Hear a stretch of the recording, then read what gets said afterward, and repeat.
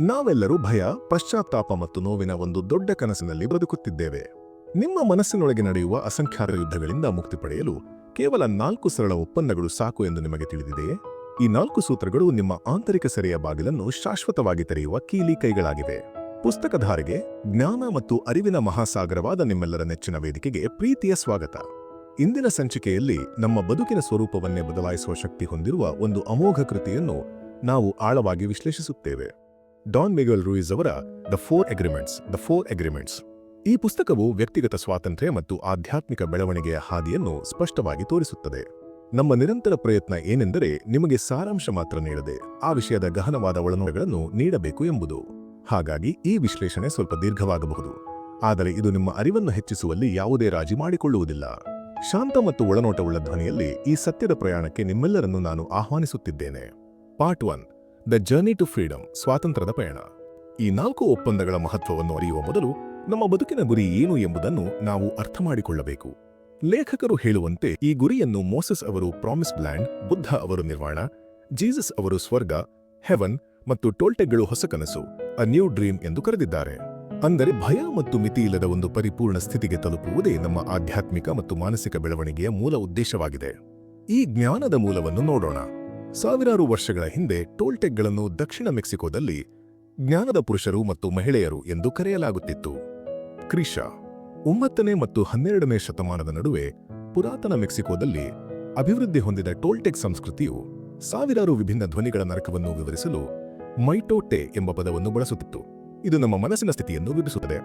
ಮಾನವಶಾಸ್ತ್ರಜ್ಞರು ಟೋಲ್ಟೆಕ್ಗಳನ್ನು ಒಂದು ರಾಷ್ಟ್ರ ಅಥವಾ ಜನಾಂಗ ಎಂದು ವಿವರಿಸಿದ್ದರೂ ವಾಸ್ತವದಲ್ಲಿ ಅವರು ಪುರಾತನ ಜನರ ಆಧ್ಯಾತ್ಮಿಕ ಜ್ಞಾನ ಮತ್ತು ಅಭ್ಯಾಸಗಳನ್ನು ಕಂಡುಹಿಡಿಯಲು ಮತ್ತು ಸಂರಕ್ಷಿಸಲು ಒಂದು ಸಂಸ್ಕೃತಿಯನ್ನು ರಚಿಸಿದ ವಿಜ್ಞಾನಿಗಳು ಮತ್ತು ಕಲಾವಿದರು, ಸೈಂಟಿಸ್ಟ್ಸ್ ಅಂಡ್ ಆರ್ಟಿಸ್ಟ್ಸ್ ಆಗಿದ್ದರು. ಅವರು ಮಾಸ್ಟರ್ಸ್, ಗುರುಗಳು ಎಂದು ಗುರುತಿಸಲ್ಪಟ್ಟಿದ್ದರು ಮತ್ತು ಮೆಕ್ಸಿಕೋ ನಗರದ ಬಳಿಯ ಪ್ರಿಡಾಮಿಯನ್ಗಳಿಗೆ ವಿದ್ಯಾರ್ಥಿಗಳಾಗಿ ಬರುತ್ತಿದ್ದರು. ಈ ಸ್ಥಳವನ್ನು ಮಾನವರು ದೇವರಾಗುವ ಸ್ಥಳ ಎಂದು ಕರೆಯಲಾಗುತ್ತದೆ. ಟೋಲ್ಟೆಕ್ ಆಗಲು 3 ಪ್ರಮುಖ ಕೌಶಲ್ಯಗಳು ಅಗತ್ಯವಿದೆ. ಮೊದಲನೆಯದು ತಮ್ಮ ಅರಿವಿನ ಮೇಲೆ ನಿಯಂತ್ರಣ ಹೊಂದುವುದು, ಕಂಟ್ರೋಲ್ ಓವರ್ ಅವೇರ್ನೆಸ್. ಅಂದರೆ ನಿಮ್ಮೆಲ್ಲ ಸಾಧ್ಯತೆಗಳೊಂದಿಗೆ ನೀವು ವಾಸ್ತವವಾಗಿ ಯಾರು ಎಂಬುದರ ಬಗ್ಗೆ ಜಾಗೃತರಾಗಿರುವುದು. ಎರಡನೆಯದು ರೂಪಾಂತರವನ್ನು ಜಯಿಸುವುದು, ಓವರ್ಕಮಿಂಗ್ ಟ್ರಾನ್ಸ್ಫಾರ್ಮೇಷನ್. ಅಂದರೆ ಹೇಗೆ ಬದಲಾಗಬೇಕು ಮತ್ತು ಪ್ರಬಲತೆ ಹಾಗೂ ಪಳಗಿಸುವಿಕೆಯಿಂದ ಹೇಗೆ ಮುಕ್ತರಾಗಬೇಕು ಎಂಬುದನ್ನು ತಿಳಿದುಕೊಳ್ಳುವುದು. ಮೂರನೆಯದು ಉದ್ದೇಶದ ಮೇಲೆ ನಿಯಂತ್ರಣ ಹೊಂದುವುದು, ಕಂಟ್ರೋಲ್ ಓವರ್ ಇಂಟೆನ್ಷನ್. ಟೋಲ್ಟ್ ದೃಷ್ಟಿಕೋನದಿಂದ ಉದ್ದೇಶವು ನಮಗೆ ಶಕ್ತಿಯನ್ನು ನೀಡುವ ಜೀವನದ ಭಾಗವಾಗಿದೆ. ನಾವು ನಮ್ಮ ಎಲ್ಲಾ ಶಕ್ತಿಯನ್ನು ಬಳಸಲು ಕಲಿತಾಗ ನಾವು ದೇವರ ಶಕ್ತಿಯನ್ನು ಅನುಭವಿಸಬಹುದು. ಉದ್ದೇಶವು ಯಾವುದೇ ಷರತ್ತಿಲ್ಲದೆ ಜೀವನವನ್ನು ಜೀವಿಸುವುದು. ಉದ್ದೇಶದ ಮೇಲಿನ ನಿಯಂತ್ರಣವನ್ನು ಪ್ರೀತಿಯ ಮಾಸ್ಟರಿ ಎಂದು ಕರೆಯಲಾಗುತ್ತದೆ. ಒಬ್ಬ ವ್ಯಕ್ತಿ ಜಾಕ್ನ ಕಥೆಯನ್ನು ಗಮನಿಸಿ. ಆತನ ಬಳಿ ತಾನು ಕನಸು ಕಂಡಿದ್ದ ಎಲ್ಲವೂ ಇತ್ತು: ಉತ್ತಮ ಸಂಬಳದ ಕೆಲಸ, ಸುಂದರ ಮನೆ ಮತ್ತು ಪ್ರೀತಿಯ ಕುಟುಂಬ. ಆದರೆ ಆತ ಖಾಲಿತನ ಮತ್ತು ಅಸಂತೋಷವನ್ನು ಅನುಭವಿಸುತ್ತಿದ್ದನು. ಒಮ್ಮೆ ಜಾಕ್ ತನ್ನ ಕೆಲಸದಿಂದ ವಿರಾಮ ತೆಗೆದುಕೊಂಡು ದೂರದ ಬೆಟ್ಟದ ಆಶ್ರಮಕ್ಕೆ ಪ್ರಯಾಣ ಬೆಳೆಸಿದನು. ಅಲ್ಲಿ ವೈಯಕ್ತಿಕ ಸ್ವಾತಂತ್ರ್ಯ ಮತ್ತು ಆಧ್ಯಾತ್ಮಿಕ ಬೆಳವಣಿಗೆಗಾಗಿ ಬದುಕುತ್ತಿದ್ದ ಒಬ್ಬ ವೃದ್ಧ ಸನ್ಯಾಸಿಯೊಂದಿಗೆ ಆತನಿಗೆ ಭೇಟಿಯಾಯಿತು. ಆ ಸನ್ಯಾಸಿಯ ಶಾಂತ ನಡವಳಿಕೆ ಮತ್ತು ಬುದ್ಧಿವಂತಿಕೆಯ ಮಾತುಗಳಿಂದ ಪ್ರಭಾವಿತನಾದ ಜಾಕ್ ಅಲ್ಲೇ ಉಳಿದು ಅವರಿಂದ ಕಲಿಯಲು ನಿರ್ಧರಿಸಿದನು. ಮುಂದಿನ ಕೆಲವು ವಾರಗಳಲ್ಲಿ ಜಾಕ್ ಕಲಿತ ಪಾಠವೇನು ಗೊತ್ತೇ? ವೈಯಕ್ತಿಕ ಸ್ವಾತಂತ್ರ್ಯ ಎಂದರೆ ಹೆಚ್ಚು ಹಣ ಗಳಿಸುವುದು ಅಥವಾ ಹೆಚ್ಚು ಸಾಧನೆ ಮಾಡುವುದಲ್ಲ. ಅದು ಧ್ಯಾನ, ಆತ್ಮಾವಲೋಕನ ಮತ್ತು ಕರುಣೆಯ ಮೂಲಕ ಆಂತರಿಕ ಶಾಂತಿಯನ್ನು ಪಡೆಯುವುದು. ಜಾಕ್ ಆ ಬೋಧನೆಗಳನ್ನು ತನ್ನ ದೈನಂದಿನ ಜೀವನದಲ್ಲಿ ಅಳವಡಿಸಲು ಪ್ರಾರಂಭಿಸಿದಾಗ ಅವನ ದೃಷ್ಟಿಕೋನದಲ್ಲಿ ಆಳವಾದ ಬದಲಾವಣೆಯನ್ನು ಕಂಡನು. ಆತ ನಿರಂತರವಾಗಿ ಹೆಚ್ಚು ಸಂಪಾದಿಸಲು ಅಥವಾ ಇತರರೊಂದಿಗೆ ತನ್ನನ್ನು ಹೋಲಿಸಿಕೊಳ್ಳುವ ಅಗತ್ಯವನ್ನು ಅನುಭವಿಸಲಿಲ್ಲ. ಬದಲಾಗಿ ಸೂರ್ಯಾಸ್ತವನ್ನು ನೋಡುವುದು ಅಥವಾ ತನ್ನ ಕುಟುಂಬದೊಂದಿಗೆ ಸಮಯ ಕಳೆಯುವಂತಹ ಜೀವನದ ಸರಳ ಕ್ಷಣಗಳನ್ನು ಆನಂದಿಸಿದನು. ಸತ್ಯವಾದ ಸ್ವಾತಂತ್ರ್ಯವು ಆಂತರಿಕವಾಗಿ ಬರುತ್ತದೆ, ಹೊರಗಿನ ಪರಿಸ್ಥಿತಿಗಳಿಂದಲ್ಲ ಎಂದು ಆತನು ಅರಿತುಕೊಂಡನು. ಕೆಲವು ವರ್ಷಗಳ ನಂತರ ಜಾಕ್ ಸ್ಪಷ್ಟತೆ ಮತ್ತು ಸಂತೃಪ್ತಿಯ ಹೊಸ ಭಾವನೆಯೊಂದಿಗೆ ತನ್ನ ಕಾರ್ಯನಿರತ ಜೀವನಕ್ಕೆ ಮರಳಿದನು. ಅವನು ಕಲಿತ ಬೋಧನೆಗಳನ್ನು ಅಭ್ಯಾಸ ಮಾಡುವುದನ್ನು ಮುಂದುವರಿಸಿದನು ಮತ್ತು ಅವನ ಜೀವನವು ಆಂತರಿಕ ಸಂತೋಷ, ಪ್ರೀತಿ ಮತ್ತು ಅರ್ಥಪೂರ್ಣ ಸಂಪರ್ಕಗಳಿಂದ ತುಂಬಿದ ಶಾಂತಿಯ ಪ್ರತಿಬಿಂಬವಾಯಿತು. ನಾವೆಲ್ಲರೂ ನಮ್ಮ ಅಹಂಕಾರದ ಮಿತಿಗಳಿಂದ ನಮ್ಮನ್ನು ಮುಕ್ತಗೊಳಿಸಿ ನಮ್ಮ ನಿಜವಾದ ಸ್ವರೂಪದೊಂದಿಗೆ ಸಂಪರ್ಕ ಸಾಧಿಸಿದಾಗ ನಾವು ವೈಯಕ್ತಿಕ ಸ್ವಾತಂತ್ರ್ಯದ ಅತ್ಯುನ್ನತ ಉಡುಗೊರೆಯನ್ನು ಸ್ವತಃ ನಮಗೆ ನೀಡುತ್ತೇವೆ. Part 2, the fog of domestication and mitote, ಪಳಗಿಸುವಿಕೆಯ ಮಂಜು ಮತ್ತು ಮಾಯೆ. ನಾವೆಲ್ಲರೂ ಕನಸು ಕಾಣುವ ಸಾಮರ್ಥ್ಯದೊಂದಿಗೆ ಜನಿಸುತ್ತೇವೆ, ಆದರೆ ನಮ್ಮ ಸುತ್ತಮುತ್ತಲಿನ ಜನರು ನಮಗೆ ಈ ಗ್ರಹದ ಕನಸನ್ನು ಹೇಗೆ ಕಾಣಬೇಕು ಎಂಬುದನ್ನು ಕಲಿಸುತ್ತಾರೆ. ಈ ಗ್ರಹದ ಕನಸಿನಲ್ಲಿ ಅನೇಕ ನಿಯಮಗಳಿವೆ. ಒಂದು ಮಗು ಜನಿಸಿದಾಗ ನಾವು ಆ ನಿಯಮಗಳ ಕಡೆಗೆ ಅದರ ಗಮನವನ್ನು ಸೆಳೆಯುತ್ತೇವೆ ಮತ್ತು ಮಗು ಅವುಗಳನ್ನು ಒಪ್ಪಿಕೊಳ್ಳಲು ಪ್ರಾರಂಭಿಸುತ್ತದೆ. ಸಮಾಜವು, ಪೋಷಕರು, ಶಾಲೆ ಮತ್ತು ಧರ್ಮವನ್ನು ಬಳಸಿಕೊಂಡು ನಮಗೆ ಈ ಕನಸನ್ನು ಕಲಿಸುತ್ತದೆ. ಇದಕ್ಕಾಗಿ ಸಮಾಜವು ಗಮನ, ಅಟೆನ್ಷನ್ ಎಂಬ ಸಾಮರ್ಥ್ಯವನ್ನು ಬಳಸುತ್ತದೆ. ನಮ್ಮ ಸುತ್ತಮುತ್ತಲಿನ ಹಿರಿಯರು ನಮ್ಮ ಗಮನವನ್ನು ಸೆಳೆಯುತ್ತಾರೆ ಮತ್ತು ಪುನರಾವರ್ತನೆಯ ಮೂಲಕ ಸಮಾಜದ ಎಲ್ಲಾ ಮಾಹಿತಿಯನ್ನು ನಮ್ಮ ಮನಸ್ಸಿನಲ್ಲಿ ತುಂಬುತ್ತಾರೆ. ಹೀಗೆ ನಾವು ಇಂದು ತಿಳಿದಿರುವ ಮತ್ತು ನಮ್ಮ ಜೀವನವನ್ನು ನಡೆಸಲು ಬಳಸುವ ಎಲ್ಲವನ್ನೂ ನಾವು ಕಲಿಯುತ್ತೇವೆ. ಈ ಗ್ರಹದ ಕನಸು ನಮ್ಮ ನಂಬಿಕೆ ವ್ಯವಸ್ಥೆಯನ್ನು ನಿರ್ಮಿಸಿತು, ಏಕೆಂದರೆ ಮಕ್ಕಳಾಗಿ ನಮಗೆ ನಮ್ಮ ನಂಬಿಕೆಗಳನ್ನು ಆಯ್ಕೆ ಮಾಡುವ ಆಯ್ಕೆ ಇರಲಿಲ್ಲ. ನಮಗೆ ಹಿರಿದ ಎಲ್ಲವನ್ನೂ ನಾವು ಸ್ವೀಕರಿಸಬೇಕಿತ್ತು. ಒಪ್ಪಿಕೊಳ್ಳುವುದು, ಅಗ್ರೀನ್, ಮಾಹಿತಿ ಸಂಗ್ರಹಿಸುವ ಏಕೈಕ ಮಾರ್ಗವಾಗಿದೆ. ಒಮ್ಮೆ ನಾವು ಸಮಾಜವು ನೀಡುವ ಮಾಹಿತಿಗೆ ಒಪ್ಪಿ ಅದನ್ನು ನಂಬಲು ಪ್ರಾರಂಭಿಸಿದರೆ ಅದು ನಮ್ಮ ನಿಜವಾದ ನಂಬಿಕೆಯಾಗುತ್ತದೆ. ಅಂದರೆ ನಿಜವಾದ ನಂಬಿಕೆ ಎಂದರೆ ಷರತ್ತು ಇಲ್ಲದೆ ನಂಬುವುದು. ಈ ಗ್ರಹದ ಕನಸನ್ನು ಅಳವಡಿಸಿಕೊಳ್ಳುವ ಮೂಲಕ ನಾವೆಲ್ಲರೂ ಒಂದು ರೀತಿಯಲ್ಲಿ ಮಾನವ ಸಾಕುಪ್ರಾಣಿಗಳು, ಹ್ಯೂಮನ್ ಪೆಟ್ಸ್ ಆಗಲು ಪ್ರಾರಂಭಿಸುತ್ತೇವೆ. ಏಕೆಂದರೆ ಸಮಾಜವು ನಮಗೆ ಏನು ಕಲಿಸುತ್ತದೆಯೋ ಅದನ್ನೇ ನಾವು ಅರ್ಥ ಮಾಡಿಕೊಳ್ಳುತ್ತೇವೆ ಮತ್ತು ಅವರು ಹೇಳಿದ ರೀತಿಯಲ್ಲಿಯೇ ಕಾರ್ಯನಿರ್ವಹಿಸುತ್ತೇವೆ. ಇದರಿಂದಾಗಿ ನಮ್ಮ ಜೀವನದ ಮೇಲೆ ನಮಗೆ ನಿಯಂತ್ರಣ ಇರುವುದಿಲ್ಲ, ಏಕೆಂದರೆ ಬಾಲ್ಯದಿಂದಲೇ ನಾವು ಇತರರ ಮಾತುಗಳನ್ನು ಕೇಳಲು ಮತ್ತು ಅದರ ಪ್ರಕಾರ ಕಾರ್ಯನಿರ್ವಹಿಸಲು ಕಲಿತಿದ್ದೇವೆ. ನಮ್ಮ ಈ ನಂಬಿಕೆ ವ್ಯವಸ್ಥೆಯು ನಮ್ಮ ಮನಸ್ಸನ್ನು ಆಳುವ ಕಾನೂನುಗಳ ಪುಸ್ತಕದಂತಿದೆ. ಯಾವುದೇ ಪ್ರಶ್ನೆ ಕೇಳದೆ ಬಾಲ್ಯದಿಂದ ನಮಗೆ ಹೇಳಿದ ಎಲ್ಲವನ್ನೂ ನಾವು ನಂಬುತ್ತೇವೆ. ನಮ್ಮ ಪ್ರತಿಯೊಂದು ನಿರ್ಧಾರವನ್ನು ಆ ನಿಯಮಗಳ ಆಧಾರದ ಮೇಲೆ ತೆಗೆದುಕೊಳ್ಳುತ್ತೇವೆ, ನಮ್ಮ ಮನಸ್ಸು ಒಪ್ಪದಿದ್ದರೂ ಸಹ. ಈ ನಿಯಮಗಳನ್ನು ನಮ್ಮ ಮನಸ್ಸಿನಲ್ಲಿ ಕ್ರಮವಾಗಿ ಇರಿಸಲಾಗುತ್ತದೆ ಮತ್ತು ಈ ಎಲ್ಲಾ ಒಪ್ಪಂದಗಳು ನಮ್ಮ ವೈಯಕ್ತಿಕ ಕನಸನ್ನು ಆಳಲು ಪ್ರಾರಂಭಿಸುತ್ತವೆ. ಸರ್ಕಾರದ ಬಳಿ ಈ ಗ್ರಹದ ಕನಸನ್ನು ನಿಯಂತ್ರಿಸುವ ಕಾನೂನುಗಳ ಪುಸ್ತಕ ಇರುವಂತೆ ನಮ್ಮ ನಂಬಿಕೆ ವ್ಯವಸ್ಥೆಯು ನಮ್ಮ ವೈಯಕ್ತಿಕ ಕನಸನ್ನು ನಿಯಂತ್ರಿಸುವ ಕಾನೂನುಗಳ ಪುಸ್ತಕವಾಗಿದೆ. ನಾವು ಅವುಗಳನ್ನು ನಂಬುತ್ತೇವೆ ಮತ್ತು ನಮ್ಮೊಳಗಿನ ನ್ಯಾಯಾಧೀಶ, ದಿ ಜಡ್ಜ್, ಈ ನಿಯಮಗಳ ಪ್ರಕಾರ ಕಾರ್ಯನಿರ್ವಹಿಸುತ್ತಾನೆ. ನಿರ್ಧಾರಗಳನ್ನು ಗ್ರಹವು ಮಾಡಿದ ನಿಯಮಗಳ ಆಧಾರದ ಮೇಲೆ ತೆಗೆದುಕೊಳ್ಳಲಾಗುತ್ತದೆ ಮತ್ತು ಶಿಕ್ಷೆಯನ್ನು ನಾವು ಅನುಭವಿಸಬೇಕಾಗುತ್ತದೆ. ಮಾನವೀಯತೆಯ ನಿಜವಾದ ಅರ್ಥವು ಸತ್ಯ, ನ್ಯಾಯ ಮತ್ತು ಸೌಂದರ್ಯವನ್ನು ಹುಡುಕುವುದರಲ್ಲಿದೆ. ನಾವು ಸತ್ಯವನ್ನು ಹುಡುಕುತ್ತಿದ್ದೇವೆ, ಏಕೆಂದರೆ ನಾವು ನಮ್ಮ ಮನಸ್ಸಿನಲ್ಲಿ ಸಂಗ್ರಹಿಸಿದ ಸುಳ್ಳುಗಳನ್ನು ಮಾತ್ರ ನಂಬುತ್ತೇವೆ. ನಮ್ಮ ಬಳಿ ಇರುವ ನಂಬಿಕೆ ವ್ಯವಸ್ಥೆಯಲ್ಲಿ ನ್ಯಾಯ ಸಿಗದ ಕಾರಣ ನಾವು ನ್ಯಾಯವನ್ನು ಹುಡುಕುತ್ತಿದ್ದೇವೆ. ಎಲ್ಲರಲ್ಲೂ ಸೌಂದರ್ಯವಿದೆ ಎಂದು ನಾವು ನಂಬದ ಹೊರತು ಯಾರೇ ಎಷ್ಟು ಸುಂದರವಾಗಿದ್ದರೂ ನಾವು ಸೌಂದರ್ಯವನ್ನು ಹುಡುಕುತ್ತೇವೆ. ಎಲ್ಲವೂ ಈಗಾಗಲೇ ನಮ್ಮೊಳಗೆ ಇದ್ದರೂ ನಾವು ಮಾನವೀಯತೆಯನ್ನು ಹೊರಗಿನ ಜಗತ್ತಿನಲ್ಲಿ ಹುಡುಕ್ತೇವೆ. ನಾವು ಎಲ್ಲಿ ನೋಡಿದರೂ ಸತ್ಯವೇ ಕಾಣಿಸುತ್ತದೆ, ಆದರೆ ನಾವು ನಮ್ಮ ಮನಸ್ಸಿನಲ್ಲಿ ಸಂಗ್ರಹಿಸಿರುವ ಒಪ್ಪಂದಗಳು ಮತ್ತು ನಂಬಿಕೆಗಳ ಸತ್ಯವನ್ನು ಅರ್ಥಮಾಡಿಕೊಳ್ಳಲು ಸರಿಯಾದ ತಿಳುವಳಿಕೆಯನ್ನು ಹೊಂದಿರುವುದಿಲ್ಲ. ಇದೇ ಕಾರಣಕ್ಕೆ ನಾವೆಲ್ಲರೂ ಸಮಾಜದಲ್ಲಿ ವಾಸಿಸುವ ಮಾನವರ ಸಾಕುಪ್ರಾಣಿಗಳಾಗಿದ್ದೇವೆ. ಮೈಟೋಟೆ, ದ ಮಿತೋಟೆ, ಮಾಯಾ. ಮೈಟೋಟೆ ಎನ್ನುವುದು ಮಾನವ ಮನಸ್ಸಿನ ಒಂದು ಸ್ಥಿತಿ. ನಮ್ಮ ಇಡೀ ಮನಸ್ಸು ಒಂದು ಮಂಜಿನಂತೆ, ಫಾಗ್ ಇದೆ. ಅದನ್ನು ಟೋಲ್ಟೆಗಳು ಮೈಟೋಟೆ ಎಂದು ಕರೆದರು. ನಮ್ಮ ಮನಸ್ಸು ಒಂದು ಕನಸಿನಂತಿದ್ದು ಒಂದೇ ಸಮಯದಲ್ಲಿ ಸಾವಿರಾರು ಜನರು ಮಾತನಾಡುತ್ತಾರೆ ಮತ್ತು ಅವರಲ್ಲಿ ಯಾರೊಬ್ಬರೂ ಪರಸ್ಪರ ಅರ್ಥ ಮಾಡಿಕೊಳ್ಳುವುದಿಲ್ಲ. ಇದು ಸಾಕಷ್ಟು ದೊಡ್ಡದಾದ ನಮ್ಮ ಮನಸ್ಸಿನ ಸ್ಥಿತಿ. ಆ ದೊಡ್ಡ ಮೈಟೋಟೆಯಿಂದಾಗಿ ನಾವು ವಾಸ್ತವವಾಗಿ ಯಾರು ಎಂಬುದನ್ನು ನೋಡಲು ಸಾಧ್ಯವಿಲ್ಲ. ಭಾರತದಲ್ಲಿ ಜನರು ಇದನ್ನು ಮಾಯೆ ಎಂದು ಕರೆಯುತ್ತಾರೆ, ಅಂದರೆ ಗೊಂದಲ, ಕನ್ಫ್ಯೂಷನ್. ನೀವು ನಿಮ್ಮ ಬಗ್ಗೆ ಮತ್ತು ಪ್ರಪಂಚದ ಬಗ್ಗೆ ನಂಬುವ ಎಲ್ಲವೂ ನಿಮ್ಮ ಮನಸ್ಸಿನಲ್ಲಿದೆ. ಇದರಿಂದಾಗಿ ನಾವು ವಾಸ್ತವವಾಗಿ ಯಾರು ಎಂಬುದನ್ನು ನೋಡಲು ಸಾಧ್ಯವಿಲ್ಲ ಮತ್ತು ನಾವು ಸ್ವತಂತ್ರರಲ್ಲ ಎಂಬುದನ್ನು ಸಹ ನೋಡಲು ಸಾಧ್ಯವಿಲ್ಲ. ನಮ್ಮೆಲ್ಲರ ಮನಸ್ಸಿನಲ್ಲಿರುವ ಈ ದೊಡ್ಡ ಮಾಯೆಯು ಸಾಕಷ್ಟು ಅರಾಜಕತೆಯನ್ನು ಸೃಷ್ಟಿಸುತ್ತದೆ. ಇದರಿಂದಾಗಿ ನಾವು ಎಲ್ಲವನ್ನೂ ತಪ್ಪಾಗಿ ನೋಡುತ್ತೇವೆ ಮತ್ತು ತಪ್ಪಾಗಿ ಅರ್ಥ ಮಾಡಿಕೊಳ್ಳುತ್ತೇವೆ. ನಮಗೆ ಬೇಕಾದುದನ್ನು ಮಾತ್ರ ನಾವು ನೋಡುತ್ತೇವೆ ಮತ್ತು ನಮಗೆ ಬೇಕಾದುದನ್ನು ಮಾತ್ರ ಕೇಳುತ್ತೇವೆ. ವಾಸ್ತವದಲ್ಲಿ ವಿಷಯಗಳು ಹೇಗಿರುತ್ತವೆಯೋ ಹಾಗೆ ನಾವು ಅರ್ಥ ಮಾಡಿಕೊಳ್ಳುವುದಿಲ್ಲ. ಉದಾಹರಣೆಗೆ, ನಿಮ್ಮ ಮನಸ್ಸನ್ನು ಒಂದು ಕಂಪ್ಯೂಟರ್ ಎಂದು ಭಾವಿಸಿ ಮತ್ತು ನಿಮ್ಮ ಮಾತುಗಳನ್ನು ಕಂಪ್ಯೂಟರ್ಗೆ ಹಾನಿ ಮಾಡುವ ವೈರಸ್ ಎಂದು ಹೋಲಿಸಿ. ಏಕೆಂದರೆ ಕಂಪ್ಯೂಟರ್ ಅಥವಾ ನಮ್ಮ ಮನಸ್ಸು ನಮ್ಮ ಮಾನಸಿಕ ಆರೋಗ್ಯಕ್ಕೆ ಹಾನಿಕರವಾದ ತಪ್ಪು ಮಾಹಿತಿಯನ್ನು ಸಂಗ್ರಹಿಸುತ್ತಿರುತ್ತದೆ. ತಪ್ಪು ಮಾಹಿತಿಯ ಒಂದು ಸಣ್ಣ ತುಣುಕು ಸಹ ಜನರ ನಡುವಿನ ಸಂವಹನವನ್ನು ಹಾಳು ಮಾಡುತ್ತದೆ. ನೀವು ಯಾರೊಂದಿಗಾದರೂ ಮಾತನಾಡುವಾಗಲೆಲ್ಲ ಅವರು ನಿಮ್ಮ ಮನಸ್ಸಿನಲ್ಲಿ ಕಂಪ್ಯೂಟರ್ ವೈರಸ್ ಅನ್ನು ಹಾಕುತ್ತಿದ್ದಾರೆ ಎಂದು ಊಹಿಸಿ. ಇದರಿಂದ ನೀವು ಪ್ರತಿ ಬಾರಿಯೂ ಸ್ವಲ್ಪ ಕಡಿಮೆ ಸರಿಯಾಗಿ ಯೋಚಿಸುತ್ತೀರಿ. ನಂತರ ನಿಮ್ಮ ಗೊಂದಲವನ್ನು ಪರಿಹರಿಸಲು ಅಥವಾ ಸ್ವಲ್ಪ ಸಮಾಧಾನ ಪಡೆಯಲು ನೀವು ಬೇರೊಬ್ಬರೊಂದಿಗೆ ಮಾತನಾಡುತ್ತೀರಿ ಮತ್ತು ಆ ವೈರಸ್ ಅನ್ನು ಅವರವರೆಗೂ ಹರಡುತ್ತೀರಿ ಎಂದು ಊಹಿಸಿ. ಈ ಮಾದರಿಯು ಜಗತ್ತಿನ ಎಲ್ಲಾ ಜನರ ನಡುವೆ ಅಂತ್ಯವಿಲ್ಲದ ಸರಪಳಿಯಂತೆ ನಡೆಯುತ್ತಿದೆ ಎಂದು ಊಹಿಸಿ ಮತ್ತು ಕೊನೆಯಲ್ಲಿ ತಪ್ಪು ಮಾಹಿತಿಯ ಮೂಲಕ ಮಾತ್ರ ನಿರ್ಮಿಸಲಾದ ಜಗತ್ತು ಉಳಿಯುತ್ತದೆ. ಈ ತಪ್ಪು ಮಾಹಿತಿ ಒಂದು ರೀತಿಯ ವಿಷಕಾರಿ ವೈರಸ್ ಆಗಿದೆ. ಇದನ್ನು ಟೋಲ್ಟೆಗಳು ಮೈಟೋಟೆ ಎಂದು ಕರೆದಿದ್ದಾರೆ. ಈ ವಿಷಕಾರಿ ಮಾಹಿತಿಯಿಂದ ನಿಮ್ಮನ್ನು ನೀವು ರಕ್ಷಿಸಿಕೊಳ್ಳಲು ನೀವು ಇಂದೇ ಈ 4 ಒಪ್ಪಂದಗಳನ್ನು ನಿಮ್ಮೊಂದಿಗೆ ಮಾಡಿಕೊಳ್ಳಬೇಕು. Part 3, agreement 1. ಫಸ್ಟ್ ಅಗ್ರಿಮೆಂಟ್, ನಿಮ್ಮ ನುಡಿಗಳಲ್ಲಿ ದೋಷರಹಿತರಾಗಿರಿ. 1. ನಿಮ್ಮ ನುಡಿಗಳಲ್ಲಿ ದೋಷರಹಿತರಾಗಿರಿ. Be impeccable with your word. ಈ ಮೊದಲ ಒಪ್ಪಂದವು ಅತ್ಯಂತ ಮುಖ್ಯವಾದದ್ದು ಮತ್ತು ಮಾಡಲು ಅತಿ ಕಷ್ಟಕರವಾದುದು. ಇದು ಎಷ್ಟು ಮುಖ್ಯ ಎಂದರೆ, ಕೇವಲ ಈ ಒಪ್ಪಂದದಿಂದಲೇ ನೀವು ಲೇಖಕರು ಭೂಮಿಯ ಮೇಲಿನ ಸ್ವರ್ಗ ಎಂದು ಕರೆಯುವ ಅಸ್ತಿತ್ವದ ಮಟ್ಟವನ್ನು ತಲುಪಬಹುದು. ನಾವು ಅರ್ಥಮಾಡಿಕೊಂಡಿರುವುದಕ್ಕಿಂತ ನಮ್ಮ ಮಾತುಗಳು ಹೆಚ್ಚು ಶಕ್ತಿಶಾಲಿಯಾಗಿವೆ. ಪರಿಕಲ್ಪನೆಗಳು, ಸಂಬಂಧಗಳು ಮತ್ತು ನಂಬಿಕೆಯನ್ನು ನಿರ್ಮಿಸಲು ಪದಗಳು ಬಹಳ ಮುಖ್ಯವಾಗಿವೆ. ನಿಮಗೆ ಹಾನಿ ಮಾಡುವ ಗೊಂದಲವನ್ನು ಸೃಷ್ಟಿಸುವುದನ್ನು ತಪ್ಪಿಸಲು ನಿಮ್ಮ ಮೇಲೆ ಅಥವಾ ಇತರರ ಮೇಲೆ ಆ ಗೊಂದಲವನ್ನು ಬಳಸುವಾಗ ನೀವು ಬಹಳ ಜಾಗರೂಕರಾಗಿರಬೇಕು. ನಿಮ್ಮ ಒಳಿತಿಗಾಗಿ ನೀವು ಹೇಳುವ ವಿಷಯಗಳನ್ನು ಮಾತ್ರ ಮಾತನಾಡುವ ಅಭ್ಯಾಸವನ್ನು ಮಾಡಿಕೊಳ್ಳಿ. ಮತ್ತು ನಿಮಗೆ ಯಾವುದೇ ರೀತಿಯ ಸಂಶಯವಿದ್ದರೆ ಅಥವಾ ಯಾವುದಾದರೂ ಮಾತು ತಪ್ಪಾಗಿ ಅನಿಸಿದರೆ ಅದನ್ನು ಯಾರೊಂದಿಗೂ ಹೇಳಬೇಡಿ. ನೀವು ಸ್ವತಂತ್ರರಾಗಲು, ಸಂತೋಷವಾಗಿರಲು ಮತ್ತು ಅಸ್ತಿತ್ವದ ಮಟ್ಟವನ್ನು ಜಯಿಸಲು ಬಯಸಿದರೆ ನಿಮ್ಮೊಂದಿಗೆ ಈ ಮೊದಲ ಒಪ್ಪಂದವನ್ನು ತಪ್ಪದೇ ಮಾಡಿಕೊಳ್ಳಿ. ನಿಮ್ಮ ಪದಗಳ ಮೂಲಕ ನಿಮ್ಮ ಸೃಜನಶೀಲ ಶಕ್ತಿಯನ್ನು ನೀವು ವ್ಯಕ್ತಪಡಿಸುತ್ತೀರಿ. ನಿಮ್ಮ ಮಾತುಗಳ ಮೂಲಕವೇ ನೀವು ಎಲ್ಲವನ್ನೂ ತಿಳಿಸುತ್ತೀರಿ. ನೀವು ಯಾವ ಭಾಷೆಯನ್ನು ಮಾತನಾಡುತ್ತಿದ್ದರೂ ನಿಮ್ಮ ಪದಗಳ ಮೂಲಕವೇ ನೀವು ಯಾರೆಂಬುದು ವ್ಯಕ್ತವಾಗುತ್ತದೆ. ನೀವು ಕಾಣುವ ಕನಸು, ನೀವು ಅನುಭವಿಸುವ ಭಾವನೆಗಳು ಅಥವಾ ನೀವು ವಾಸ್ತವವಾಗಿ ಯಾರು ಎಂಬುದನ್ನು ನಿಮ್ಮ ಮಾತುಗಳು ವ್ಯಕ್ತಪಡಿಸುತ್ತವೆ.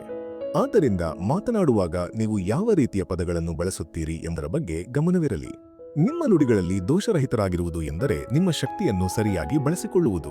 ಅಂದರೆ ನಿಮ್ಮ ಶಕ್ತಿಯನ್ನು ಸತ್ಯದ ದಿಕ್ಕಿನಲ್ಲಿ ಮತ್ತು ನಿಮ್ಮನ್ನು ಪ್ರೀತಿಸಲು ನೀವು ಬಳಸಬಹುದು. ನಿಮ್ಮ ಮಾತುಗಳಲ್ಲಿ ದೋಷರಹಿತರಾಗಿರಲು ನೀವು ಒಪ್ಪಂದ ಮಾಡಿದರೆ ಆ ಉದ್ದೇಶದಿಂದಲೇ ನೀವು ಸತ್ಯವನ್ನು ಸಾಧಿಸಬಹುದು. ನೆನಪಿಡಿ, ಸತ್ಯ ಮಾತ್ರ ನಮ್ಮನ್ನು ಮುಕ್ತಗೊಳಿಸಬಲ್ಲದು. ನಿಮ್ಮ ಮಾತುಗಳ ದೋಷವನ್ನು ನಿಮ್ಮ ಆತ್ಮಪ್ರೀತಿಯ ಮಟ್ಟದ ಮೂಲಕ ಅಳೆಯಬಹುದು. ನೀವು ನಿಮ್ಮನ್ನು ಎಷ್ಟು ಪ್ರೀತಿಸುತ್ತೀರಿ ಮತ್ತು ನಿಮ್ಮ ಬಗ್ಗೆ ನೀವು ಹೇಗೆ ಭಾವಿಸುತ್ತೀರಿ ಎಂಬುದು ನಿಮ್ಮ ಮಾತುಗಳ ಗುಣಮಟ್ಟ ಮತ್ತು ಅವು ನೀಡುವ ಸಂದೇಶಗಳಿಗೆ ಸಂಬಂಧಿಸಿದೆ. ನಿಮ್ಮ ಮಾತುಗಳಲ್ಲಿ ಯಾವುದೇ ದೋಷವಿಲ್ಲದಿದ್ದಾಗ ನೀವು ಉತ್ತಮ ಭಾವನೆ ಅನುಭವಿಸುತ್ತೀರಿ ಮತ್ತು ಅದೇ ರೀತಿ ನೀವು ಸಂತೋಷ ಮತ್ತು ಶಾಂತಿಯನ್ನು ಅನುಭವಿಸಲು ಪ್ರಾರಂಭಿಸುತ್ತೀರಿ. ಆದ್ದರಿಂದ ಇಂದು ನಿಮ್ಮ ಮಾತುಗಳಲ್ಲಿ ದೋಷರಹಿತರಾಗಿರಲು ಒಪ್ಪಂದ ಮಾಡಿಕೊಳ್ಳಿ.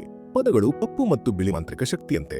ನಿಮ್ಮ ಶಬ್ದಗಳು ಯಾವೊಬ್ಬರ ಜೀವನದಲ್ಲಿ ಒಂದು ಸುಂದರ ಕನಸನ್ನು ಸೃಷ್ಟಿಸಬಹುದು ಅಥವಾ ಅದನ್ನು ನರಕವಾಗಿ ಮಾಡಬಹುದು. ಚಾಡಿ ಮಾತು ಮತ್ತು ಗಾಸಿಪ್ ಅಥವಾ ಚಾಡಿ ಮಾತು ಒಂದು ಕಂಪ್ಯೂಟರ್ ವೈರಸ್ನಂತೆ. ಅದು ಒಬ್ಬರಿಂದ ಇನ್ನೊಬ್ಬರಿಗೆ ಹರಡುತ್ತದೆ ಮತ್ತು ಎಲ್ಲರ ಮನಸ್ಸಿನಲ್ಲಿ ವಿಷವನ್ನು ತುಂಬುತ್ತದೆ. ನೀವು ಇನ್ನೊಬ್ಬರ ಹಿಂದೆ ಅವರ ಬಗ್ಗೆ ಕೆಟ್ಟದಾಗಿ ಮಾತನಾಡಿದಾಗ ನೀವು ನಿಮ್ಮ ಮನಸ್ಸಿನಲ್ಲಿಯೇ ಕೊಳಕನ್ನು ತುಂಬುತ್ತಿದ್ದೀರಿ. ಉದಾಹರಣೆಗೆ, ನೀವು ಸ್ನೇಹಿತರ ಬಗ್ಗೆ ಏನಾದರೂ ನಕಾರಾತ್ಮಕ ವಿಷಯವನ್ನು ಕೇಳುತ್ತೀರಿ ಮತ್ತು ಯೋಚಿಸದೆ ಅದನ್ನು ಇನ್ನೊಬ್ಬರಿಗೆ ಹೇಳುತ್ತೀರಿ. ನೀವು ಅಜಾಗರೂಕತೆಯಿಂದ ಆ ವಿಷಯವನ್ನು ಮುಂದಕ್ಕೆ ಹರಡಿದ್ದೀರಿ. ದೋಷರಹಿತ ವ್ಯಕ್ತಿಯು ಆ ಮಾತನ್ನು ಅಲ್ಲೇ ನಿಲ್ಲಿಸುತ್ತಾನೆ, ಅದನ್ನು ಮುಂದುವರಿಸುವುದಿಲ್ಲ. ನಿಮ್ಮ ಶಬ್ದಗಳನ್ನು ನಿಮ್ಮನ್ನು ಪ್ರೀತಿಸಲು ಬಳಸಿ. ನಿಮಗೆ ನೀವೇ ಹೇಳಿಕೊಳ್ಳಿ, ನಾನು ಸುಂದರವಾಗಿದ್ದೇನೆ, ನಾನು ಸಮರ್ಥನಾಗಿದ್ದೇನೆ, ನಾನು ಸಾರಾಗಿದ್ದೇನೆ.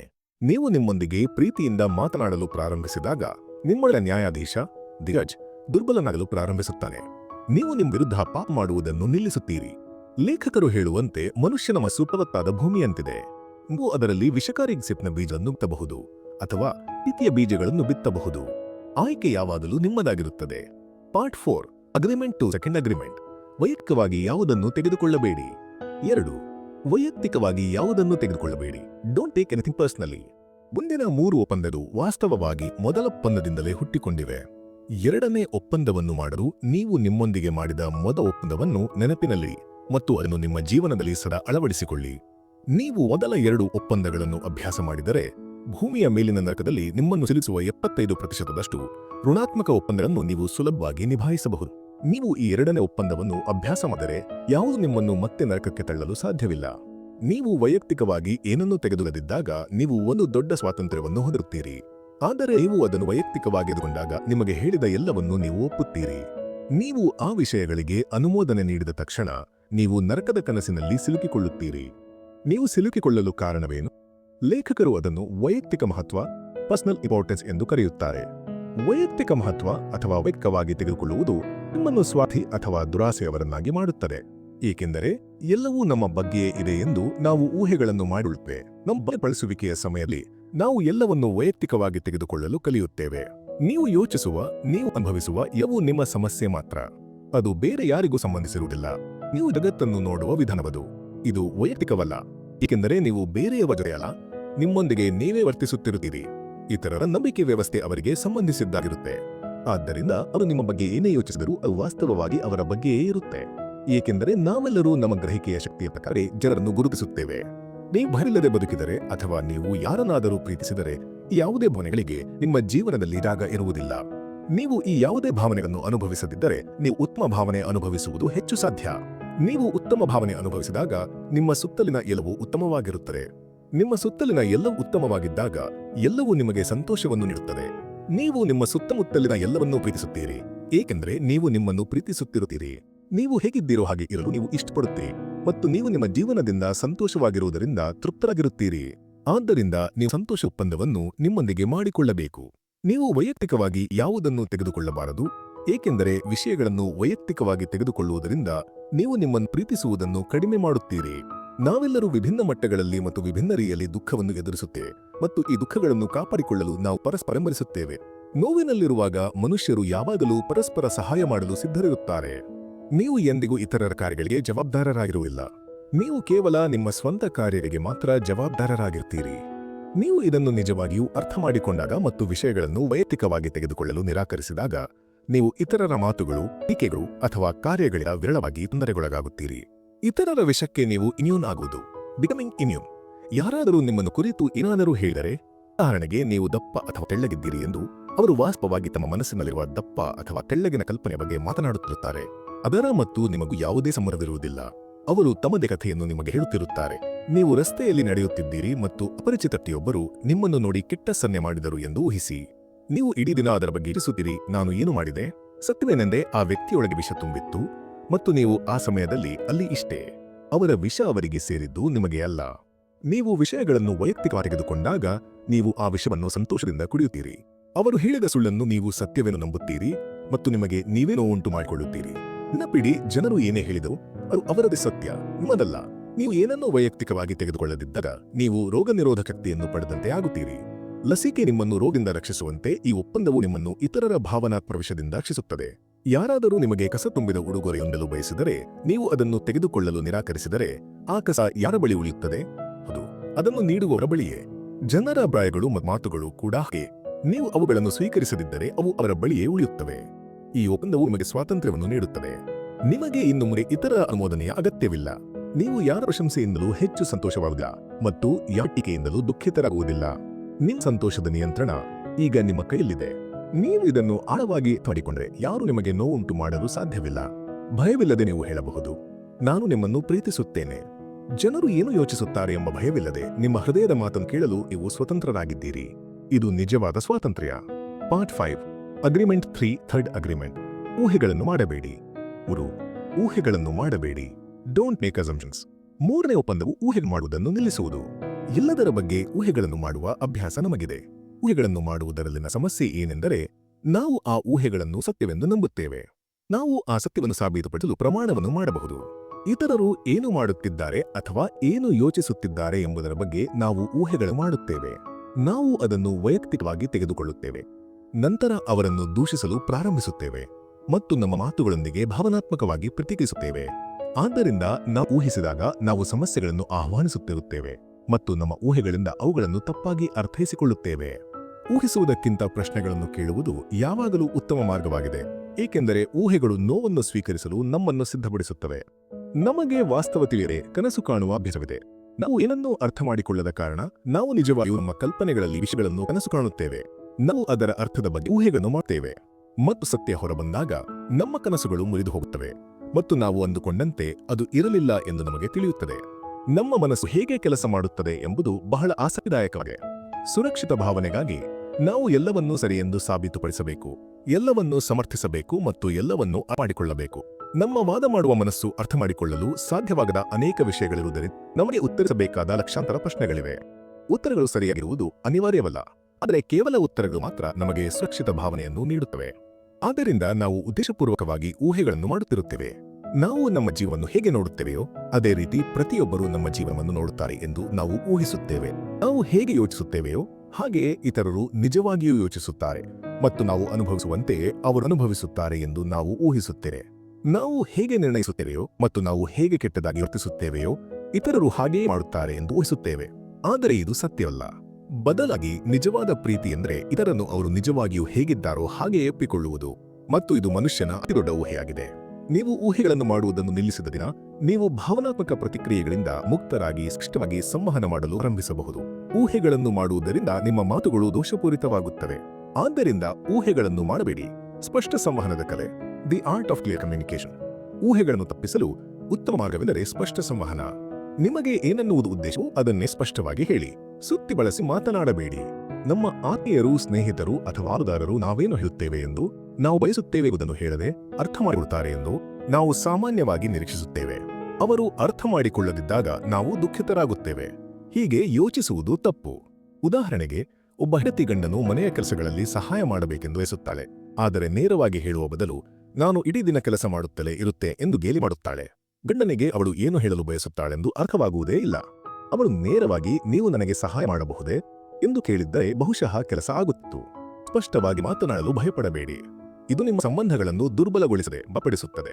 ನಿಮಗೆ ಏನು ಬೇಕು ಮತ್ತು ನೀವು ಹೇಗೆ ಭಾವಿಸುತ್ತೀರಿ? Part 6 fourth agreement. ಯಾವಾಗಲೂ ನಿಮ್ಮ ಅತ್ಯುತ್ತಮವಾದುದನ್ನು ಮಾಡಿ. 4. ಯಾವಾಗಲೂ ನಿಮ್ಮ ಅತ್ಯುತ್ತಮವಾದುದನ್ನು ಮಾಡಿ. Always do your best. 4ನೇ ಒಪ್ಪಂದವು ಮೊದಲ 3 ಒಪ್ಪಂದಗಳು ಆಳವಾದ ಅಭ್ಯಾಸಗಳಾಗಲು ಅವಕಾಶ ನೀಡುತ್ತದೆ. 4ನೇ ಒಪ್ಪಂದವು ಮೊದಲ 3ರ ಕ್ರಿಯೆಯ ಬಗ್ಗೆ ಇದೆ. ನೀವು ನಿಮ್ಮ ಅತ್ಯುತ್ತಮವಾದುದನ್ನು ಪ್ರಸ್ತುತಪಡಿಸಿದಾಗ ಮಾತ್ರ ಮೊದಲ 3 ಒಪ್ಪಂದಗಳು ಕಾರ್ಯನಿರ್ವಹಿಸುತ್ತವೆ. ನಿಮ್ಮ ಮಾತುಗಳೊಂದಿಗೆ ನೀವು ಯಾವಾಗಲೂ ದೋಷರಹಿತರಾಗಲು ಸಾಧ್ಯ ಎಂದು ನಿರೀಕ್ಷಿಸಬೇಡಿ. ನಿಮ್ಮ ಹಳೆಯ ಅಭ್ಯಾಸಗಳು ಬಹಳ ಪ್ರಬಲವಾಗಿವೆ ಮತ್ತು ನಿಮ್ಮ ಮನಸ್ಸಿನಲ್ಲಿ ದೃಢವಾಗಿ ಬೇರೂರಿದೆ. ಆದರೆ ನೀವು ಉತ್ತಮವಾಗಿ ಮಾಡಬಹುದು. ಹಾಗಾಗಿ ನೀವು ವೈಯಕ್ತಿಕವಾಗಿ ಯಾವುದನ್ನು ತೆಗೆದುಕೊಳ್ಳುವುದಿಲ್ಲ ಎಂದು ನಿರೀಕ್ಷಿಸಬೇಡಿ. ಕೇವಲ ನಿಮ್ಮ ಅತ್ಯುತ್ತಮವಾದುದನ್ನು ನೀಡಿ. ನೀವು ಎಂದಿಗೂ ಊಹೆಗಳನ್ನು ಮಾಡುವುದಿಲ್ಲ ಎಂದು ನಿರೀಕ್ಷಿಸಬೇಡಿ. ಆದರೆ ನೀವು ಸ್ಪಷ್ಟವಾಗಿ ನಿಮ್ಮ ಅತ್ಯುತ್ತಮವಾದುದನ್ನು ನೀಡಬಹುದು. ಯಾವುದೇ ಪರಿಸ್ಥಿತಿಯಲ್ಲಿ ನಿಮ್ಮ ಅತ್ಯುತ್ತಮವಾದುದನ್ನು ನೀಡಿ, ಹೆಚ್ಚು ಅಲ್ಲ ಮತ್ತು ತುಂಬಾ ಕಡಿಮೆ ಕೂಡ ಅಲ್ಲ. ನೀವು ಯಾವಾಗಲೂ ನಿಮ್ಮ ಅತ್ಯುತ್ತಮವಾದುದನ್ನು ಪ್ರಸ್ತುತಪಡಿಸಿದರೆ ನಿಮ್ಮನ್ನು ನಿರ್ಣಯಿಸಲು ಯಾರಿಗೂ ಯಾವುದೇ ಮಾರ್ಗವಿರುವುದಿಲ್ಲ. ಮತ್ತು ನೀವು ನಿಮ್ಮನ್ನು ನೀವೇ ನಿರ್ಣಯಿಸದಿದ್ದರೆ ನೀವು ಯಾವುದೇ ರೀತಿಯ ಅಪರಾಧ ಭಾವನೆ, ದೋಷ ಅಥವಾ ಸ್ವಯಂ ಶಿಕ್ಷೆಯಿಂದ ಪಾರಾಗಬಹುದು. ನೀವು ಯಾವಾಗಲೂ ನಿಮ್ಮ ಅತ್ಯುತ್ತಮವಾದುದನ್ನು ಮಾಡಿದಾಗ ನೀವು ಸರಿಯಾದ ರೀತಿಯಲ್ಲಿ ಕೆಲಸ ಮಾಡುತ್ತೀರಿ. ನಿಮ್ಮ ಅತ್ಯುತ್ತಮವಾದುದನ್ನು ಮಾಡುವುದು ಎಂದರೆ ನಿಮ್ಮ ಕೆಲಸವನ್ನು ಮಾಡುವುದು. ಆದರೆ ನೀವು ಅದನ್ನು ಇಷ್ಟಪಡುವ ಕಾರಣಕ್ಕಾಗಿ ಮಾತ್ರ. ಯಾವುದೇ ಬಹುಮಾನವನ್ನು ನಿರೀಕ್ಷಿಸುವುದರಿಂದಲ್ಲ. ನೀವು ಯಾವುದೇ ಬಹುಮಾನದ ನಿರೀಕ್ಷೆಯಿಲ್ಲದೆ ಕೇವಲ ಪೂರ್ಣಗೊಳಿಸಲು ಕೆಲಸ ಮಾಡಿದಾಗ ನಿಮ್ಮ ಪ್ರತಿಯೊಂದು ಕಾರ್ಯವನ್ನು ಮಾಡುವ ಸಂತೋಷವನ್ನು ನೀವು ಸಾಧಿಸುತ್ತೀರಿ. ಇದರ ನಂತರ ಬಹುಮಾನವು ನಿಮ್ಮ ಬಳಿಗೆ ಬರುತ್ತದೆ. ಆದರೆ ನೀವು ಈ ಬಹುಮಾನಕ್ಕೆ ಅಂಟಿಕೊಳ್ಳುವುದಿಲ್ಲ. ನೀವು ಮಾಡಲು ಇಷ್ಟಪಡುವ ಕೆಲಸವನ್ನು ಮಾಡಿದರೆ ಮತ್ತು ನೀವು ಯಾವಾಗಲೂ ನಿಮ್ಮ ಅತ್ಯುತ್ತಮವಾದುದನ್ನು ನೀಡಿದರೆ ನೀವು ನಿಜವಾಗಿಯೂ ನಿಮ್ಮ ಜೀವನವನ್ನು ಆನಂದಿಸಲು ಪ್ರಾರಂಭಿಸಬಹುದು. ನೀವು ನಿಮ್ಮ ಅತ್ಯುತ್ತಮವಾದುದನ್ನು ಮಾಡಿದಾಗ ನೀವು ಕಲಿಯಲು ಪ್ರಾರಂಭಿಸುತ್ತೀರಿ. ನೀವು ಯಾವಾಗಲೂ ನಿಮ್ಮ ಅತ್ಯುತ್ತಮವಾದುದನ್ನು ಪದೇ ಪದೇ ಮಾಡಿದರೆ ನೀವು ಬದಲಾವಣೆಗಳನ್ನು ಮಾಡುವ ಗುರುವಾಗಬಹುದು. ಇದು ನಿಮ್ಮ ಜೀವನವನ್ನು ಸರಿಯಾಗಿ ನಡೆಸಲು ಸಹಾಯ ಮಾಡುತ್ತದೆ, ಏಕೆಂದರೆ ನೀವು ಕಲಿತ ಎಲ್ಲವನ್ನು ನೀವು ಪದೇ ಪದೇ ಪುನರಾವರ್ತಿಸುವ ಮೂಲಕ ಕಲಿತಿದ್ದೀರಿ. ಇದು ತಿಂಗಳುಗಳ ಕಠಿಣ ಪರಿಶ್ರಮದಿಂದ ನೀವು ಸಾಧಿಸಬೇಕಾದ ಉತ್ತಮ ಅಭ್ಯಾಸದಂತಿದೆ. ಬದಲಾಗುವ ಅತ್ಯುತ್ತಮದ ಸ್ವರೂಪ, the changing nature of best. ನಿಮ್ಮ ಅತ್ಯುತ್ತಮವಾದುದು ಪ್ರತಿ ಕ್ಷಣವೂ ಬದಲಾಗುತ್ತದೆ ಎಂಬುದನ್ನು ಅರ್ಥಮಾಡಿಕೊಳ್ಳುವುದು ಬಹಳ ಮುಖ್ಯ. ಅದು ಒಂದೇ ರೀತಿ ಇರುವುದಿಲ್ಲ. ನೀವು ಬೆಳಿಗ್ಗೆ ಎದ್ದಾಗ ನಿಮ್ಮ ಅತ್ಯುತ್ತಮವಾದುದು ಬೇರೆಯಾಗಿರುತ್ತದೆ ಮತ್ತು ನೀವು ರಾತ್ರಿಯಲ್ಲಿ ದಣಿದಿರುವಾಗ ಅಥವಾ ಅನಾರೋಗ್ಯದಿಂದ ಬಳಲುತ್ತಿರುವಾಗ ನಿಮ್ಮ ಅತ್ಯುತ್ತಮವಾದುದು ಬೇರೆಯಾಗಿರುತ್ತದೆ. ಆದರೆ ಎರಡೂ ಸಂದರ್ಭಗಳಲ್ಲಿ ಅದು ಆ ಕ್ಷಣದ ನಿಮ್ಮ ಅತ್ಯುತ್ತಮವೇ ಆಗಿರುತ್ತದೆ.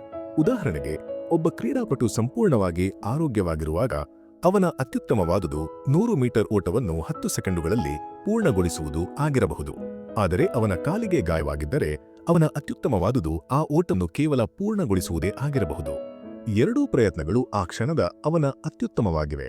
ಅವನು ತನ್ನನ್ನು ತಾನು ನಿರ್ಣಯಿಸಿಕೊಳ್ಳುವ ಅಗತ್ಯವಿಲ್ಲ. ನೀವು ಪ್ರತಿ ಕೆಲಸದಲ್ಲಿ ನಿಮ್ಮ ಅತ್ಯುತ್ತಮವಾದುದನ್ನು ನೀಡಿದಾಗ ನಿಮ್ಮೊಳಗಿನ ನ್ಯಾಯಾಧೀಶನು ಶಾಂತನಾಗುತ್ತಾನೆ. ನಿಮಗೆ ಶಿಕ್ಷೆ ನೀಡಲು ಅವನಿಗೆ ಯಾವುದೇ ಕಾರಣ ಇರುವುದಿಲ್ಲ. ನೀವು ರಾತ್ರಿಯಲ್ಲಿ ಆರಾಮವಾಗಿ ಮಲಗಬಹುದು, ಏಕೆಂದರೆ ನಾನು ಇಂದು ನನ್ನ ಅತ್ಯುತ್ತಮವಾದುದನ್ನು ಮಾಡಿದ್ದೇನೆ ಎಂದು ನಿಮಗೆ ತಿಳಿದಿರುತ್ತದೆ. ನೀವು ಅಗತ್ಯಕ್ಕಿಂತ ಹೆಚ್ಚು ಮಾಡಲು ಪ್ರಯತ್ನಿಸಿದರೆ ನೀವು ನಿಮ್ಮ ಶಕ್ತಿಯನ್ನು ವ್ಯರ್ಥ ಮಾಡುತ್ತೀರಿ ಮತ್ತು ದಣಿದು ಹೋಗುತ್ತೀರಿ. ಮತ್ತು ನೀವು ನಿಮ್ಮ ಅತ್ಯುತ್ತಮವಾದುದಕ್ಕಿಂತ ಕಡಿಮೆ ಮಾಡಿದರೆ ನೀವು ಪಶ್ಚಾತ್ತಾಪ ಪಡುತ್ತೀರಿ. ನೀವು ನಿಮ್ಮನ್ನು ನಿರ್ಣಯಿಸುತ್ತೀರಿ ಮತ್ತು ಅಪರಾಧಿ ಎಂದು ಭಾವಿಸುತ್ತೀರಿ. ಕೇವಲ ನಿಮ್ಮ ಅತ್ಯುತ್ತಮವಾದುದನ್ನು ಮಾಡಿ ಮತ್ತು ಸಂತೋಷವಾಗಿರಿ. Part 7 action and the new dream. ಕ್ರಿಯೆ ಮತ್ತು ಹೊಸ ಕನಸು. ಕ್ರಿಯೆ ಮತ್ತು ಅಭ್ಯಾಸ. Action and practice. ಯಾವಾಗಲೂ ನಿಮ್ಮ ಅತ್ಯುತ್ತಮವಾದುದನ್ನು ಮಾಡಿ ಎಂಬುದು ಒಂದು ಕ್ರಿಯೆಯ ಒಪ್ಪಂದ. ಕೇವಲ ತಿಳಿದುಕೊಳ್ಳುವುದರಿಂದ ಏನೂ ಆಗುವುದಿಲ್ಲ, ಆದರೆ ಮಾಡುವುದರಿಂದ ಎಲ್ಲವೂ ಆಗುತ್ತದೆ.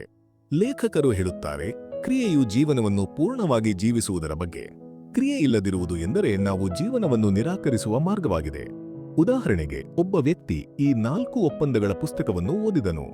ಎಲ್ಲಾ ಪರಿಕಲ್ಪನೆಗಳು ಅವನಿಗೆ ತುಂಬಾ ಚೆನ್ನಾಗಿ ಅನಿಸಿದವು, ಆದರೆ ಅವನು ಅವುಗಳನ್ನು ತನ್ನ ಜೀವನದಲ್ಲಿ ಅಳವಡಿಸಲು ಪ್ರಯತ್ನಿಸಲೇ ಇಲ್ಲ. ಆ ಜ್ಞಾನವು ಆ ಮನಸ್ಸಿನಲ್ಲಿ ಉಳಿಯಿತು, ಜೀವನದಲ್ಲಿ ಇಳಿಯಲಿಲ್ಲ. ಆ ಜ್ಞಾನವನ್ನು ಜೀವಿಸುವುದೇ ನಿಜವಾದ ಕೆಲಸ. ನೀವು ನಿಮ್ಮ ಅತ್ಯುತ್ತಮವಾದುದನ್ನು ನೀಡಿದಾಗ ನೀವು ಕೆಲಸವನ್ನು ಆನಂದಿಸುತ್ತೀರಿ. ನೀವು ಫಲಿತಾಂಶದ ಬಗ್ಗೆ ಚಿಂತಿಸುವುದಿಲ್ಲ. ನೀವು ಪ್ರಕ್ರಿಯೆಯನ್ನು ಪ್ರೀತಿಸಲು ಪ್ರಾರಂಭಿಸುತ್ತೀರಿ. ನೀವು ಅಡುಗೆ ಮಾಡುತ್ತಿರಲಿ, ಕಚೇರಿ ಕೆಲಸ ಮಾಡುತ್ತಿರಲಿ ಅಥವಾ ನಡೆಯುತ್ತಿರಲಿ, ಪ್ರತಿಯೊಂದು ಕೆಲಸವೂ ಒಂದು ಧ್ಯಾನವಾಗುತ್ತದೆ. ಈ 4 ಒಪ್ಪಂದಗಳು ಒಟ್ಟಾಗಿ ಕಾರ್ಯನಿರ್ವಹಿಸುತ್ತವೆ. ನೀವು ನಿಮ್ಮ ಅತ್ಯುತ್ತಮವಾದುದನ್ನು ಮಾಡಿದಾಗ ನಿಮ್ಮ ಮಾತುಗಳನ್ನು ಸರಿಯಾಗಿ ಬಳಸುತ್ತೀರಿ. ನೀವು ಯಾವುದನ್ನು ವೈಯಕ್ತಿಕವಾಗಿ ತೆಗೆದುಕೊಳ್ಳುವುದಿಲ್ಲ ಮತ್ತು ನೀವು ಊಹೆಗಳನ್ನು ಮಾಡುವುದನ್ನು ನಿಲ್ಲಿಸುತ್ತೀರಿ. ಈ ಅಭ್ಯಾಸಗಳು ನಿಮ್ಮನ್ನು ಸ್ವಾತಂತ್ರ್ಯದ ಕಡೆಗೆ ಕರೆದೊಯ್ಯುತ್ತವೆ. ಆಧ್ಯಾತ್ಮಿಕ ಯೋಧನ ಕಲೆ, the art of the spiritual warrior. ಆಧ್ಯಾತ್ಮಿಕ ಯೋಧನು ಸ್ಪಿರಿಚುವಲ್ ವಾರಿಯರ್ ಇತರರೊಂದಿಗೆ ಹೋರಾಡುವವನಲ್ಲ. ಯೋಧನು ತನ್ನ ಮನಸ್ಸಿನೊಳಗೆ ಕುಳಿತಿರುವ ನ್ಯಾಯಾಧೀಶ ಮತ್ತು ಬಲಿಪಶುವಿನೊಂದಿಗೆ ಹೋರಾಡುವವನು. ಅವನು ತನ್ನೊಳಗಿನ ಸುಳ್ಳಿನೊಂದಿಗೆ ಹೋರಾಡುತ್ತಾನೆ. ಯೋಧನಾಗುವುದು ಎಂದರೆ ಜಾಗೃತರಾಗಿರುವುದು. ನೀವು ಏನು ಯೋಚಿಸುತ್ತಿದ್ದೀರಿ, ಏನು ಅನುಭವಿಸುತ್ತಿದ್ದೀರಿ ಮತ್ತು ನೀವು ಯಾವ ಕನಸಿನಲ್ಲಿ ಬದುಕುತ್ತಿದ್ದೀರಿ ಎಂಬುದರ ಬಗ್ಗೆ ತಿಳಿದಿರುವುದು. ಯೋಧನು ತನ್ನ ಭಾವನೆಗಳನ್ನು ನಿಯಂತ್ರಿಸುತ್ತಾನೆ. ಭಾವನೆಗಳು ಅವನನ್ನು ನಿಯಂತ್ರಿಸುವುದಿಲ್ಲ. ಉದಾಹರಣೆಗೆ, ಟ್ರಾಫಿಕ್ನಲ್ಲಿ ಯಾರೋ ಒಬ್ಬರ ಕಾರನ್ನು ತಪ್ಪಾದ ರೀತಿಯಲ್ಲಿ ಓವರ್ಟೇಕ್ ಮಾಡಿದರು. ಹಳೆಯ ಒಪ್ಪಂದವು ಅವನಿಗೆ ಕೋಪಗೊಳ್ಳಲು ಮತ್ತು ಕಿರುಚಲು ಹೇಳುತ್ತದೆ. ಆದರೆ ಅವನೊಳಗಿನ ಯೋಧನು ಶಾಂತವಾಗಿರುತ್ತಾನೆ. ಇದನ್ನು ವೈಯಕ್ತಿಕವಾಗಿ ತೆಗೆದುಕೊಳ್ಳುವ ಅಗತ್ಯವಿಲ್ಲ ಮತ್ತು ತನ್ನ ಶಾಂತಿಯನ್ನು ಹಾಳು ಮಾಡುವುದರಿಂದ ಯಾವುದೇ ಪ್ರಯೋಜನವಿಲ್ಲ ಎಂದು ಅವನಿಗೆ ತಿಳಿದಿರುತ್ತದೆ. ಯೋಧನಿಗೆ ತಾನು ಪರಿಪೂರ್ಣನಲ್ಲ ಎಂದು ತಿಳಿದಿದೆ ಮತ್ತು ಅವನ ಒಪ್ಪಂದಗಳ ಮುರಿಯಬಹುದು. ಆದರೆ ಅವನು ತನ್ನನ್ನು ತಾನು ನಿರ್ಣಯಿಸುವುದಿಲ್ಲ. ಅವನು ತನ್ನ ತಪ್ಪಿನಿಂದ ಕಲಿಯುತ್ತಾನೆ, ತನ್ನನ್ನು ತಾನು ಕ್ಷಮಿಸುತ್ತಾನೆ ಮತ್ತು ಮತ್ತೆ ಪ್ರಯತ್ನಿಸುತ್ತಾನೆ. ಯೋಧನು ತನ್ನ ಮಾತುಗಳ ಮೇಲೆ, ತನ್ನ ಪ್ರತಿಕ್ರಿಯೆಗಳ ಮೇಲೆ, ತನ್ನ ಜೀವನದ ಮೇಲೆ ನಿಯಂತ್ರಣವನ್ನು ಹೊಂದಿರುತ್ತಾನೆ. ಅವನು ಭಯಕ್ಕೆ ಬಾಗದೆ ಪ್ರೀತಿಯನ್ನು ಆರಿಸಿಕೊಳ್ಳುತ್ತಾನೆ. ಹಳೆಯ ಒಪ್ಪಂದಗಳನ್ನು ಮುರಿಯುವುದು, ಬ್ರೇಕಿಂಗ್ ಓಲ್ಡ್ ಅಗ್ರಿಮೆಂಟ್ಸ್. ನಮ್ಮ ಮನಸ್ಸಿನಲ್ಲಿ ಸಾವಿರಾರು ಹಳೆಯ ಒಪ್ಪಂದಗಳಿವೆ, ನಮಗೆ ನೋವು ನೀಡುವ ಮತ್ತು ನಮ್ಮ ಶಕ್ತಿಯನ್ನು ಕಸಿದುಕೊಳ್ಳುವ ಸಣ್ಣ ನಿಯಮಗಳು. ಇವುಗಳಿಂದ ಮುಕ್ತರಾಗಲು ನೀವು ಪ್ರತಿ ಒಪ್ಪಂದವನ್ನು ಹುಡುಕಿ ಮುರಿಯುವ ಅಗತ್ಯವಿಲ್ಲ. ನೀವು ಈ 4 ಹೊಸ ಒಪ್ಪಂದಗಳನ್ನು ನಿಮ್ಮ ಅಭ್ಯಾಸವನ್ನಾಗಿ ಮಾಡಿಕೊಳ್ಳಬೇಕು. ಈ ಹೊಸ ಮತ್ತು ಬಲವಾದ ಒಪ್ಪಂದಗಳು ಹಳೆಯ ಮತ್ತು ದುರ್ಬಲ ಒಪ್ಪಂದಗಳನ್ನು ತಾವಾಗಿಯೇ ಬದಲಾಯಿಸುತ್ತವೆ. ಉದಾಹರಣೆಗೆ, ಒಂದು ಹುಡುಗಿ ಕಚೇರಿಯಲ್ಲಿ ಪ್ರಶ್ನೆ ನೀಡಬೇಕಾಗಿದೆ. ಅವಳ ಮನಸ್ಸಿನಲ್ಲಿ ಹಳೆಯ ಧ್ವನಿ ಬರುತ್ತದೆ, ನಿನ್ನಿಂದ ಸಾಧ್ಯವಿಲ್ಲ, ನೀನು ಯಾವಾಗಲೂ ಗೊಂದಲ ಮಾಡುತ್ತೀಯಾ. ಈ ಧ್ವನಿ ಬಹುಶಃ ಬಾಲ್ಯದಲ್ಲಿ ಯಾವುದೋ ಶಿಕ್ಷಕರದ್ದಾಗಿರಬಹುದು, ಆದರೆ ಇಂದಿಗೂ ಅವಳು ಆ ಒಪ್ಪಂದವನ್ನು ನಂಬಿ ಬದುಕುತ್ತಿದ್ದಾಳೆ.